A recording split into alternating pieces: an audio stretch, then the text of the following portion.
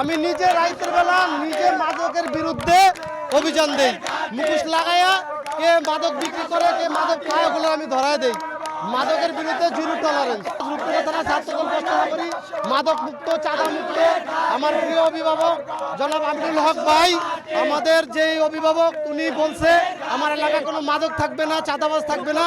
আমরা শান্তি ওনার নির্দেশনায় আইন শৃঙ্খলা বাহিনীর সাথে যৌথভাবে আমরা মাদকের বিরুদ্ধে জিরো টলারেন্স। এমপির অভিভাবক জনপ্রিয় জননন্দিত জননেতা জনাব আমিনুল হক ভাই তার নিজের স্বাগতিক থানা রূপনগর পল্লবী, সে সন্ত্রাস, চাঁদাবাজ, মাদকের বিরুদ্ধে তার নির্দেশনা আছে আমাদের উপরে। না কোনো সন্ত্রাস, কোনো চাঁদাবাজি, কোনো মাদক এলাকায় চলবে না। আজকে সন্ত্রাস, চাঁদাবাজ, মাদকের বিরুদ্ধে আমাদের আন্দোলন। আমরা সরসাকে হরাইছি, এখন মাদক, সন্ত্রাস, চাঁদাবাজকে ইনশাল্লাহ হরাবো ইনশাল্লাহ।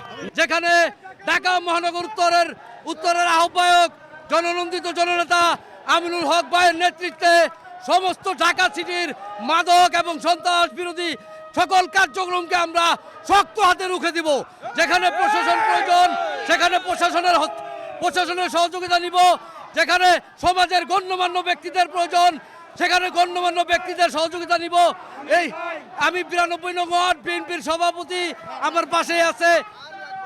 বাংলাদেশের তারুণ্যের অহংকার তারেক রহমান বাংলাদেশের সুন্দরভাবে রাষ্ট্র ক্ষমতা নেবে, আমরা তাদের বোর্ডে জয়যুক্ত করব। সুন্দর একটা আবার সুষ্ঠু নির্বাচন হবে, আমরা আগামী দিনের ইনশাল্লাহ ক্ষমতা আসবো এই প্রত্যাশা করি। আমরা আগামীতে নতুনভাবে বাংলাদেশকে একটি সুন্দর, সুশৃঙ্খল এবং দলবদ্ধভাবে বাংলাদেশকে এগিয়ে নিব। এবং বিএনপির বিকল্প আর কোনো দল নাই বাংলাদেশের ভিতরে।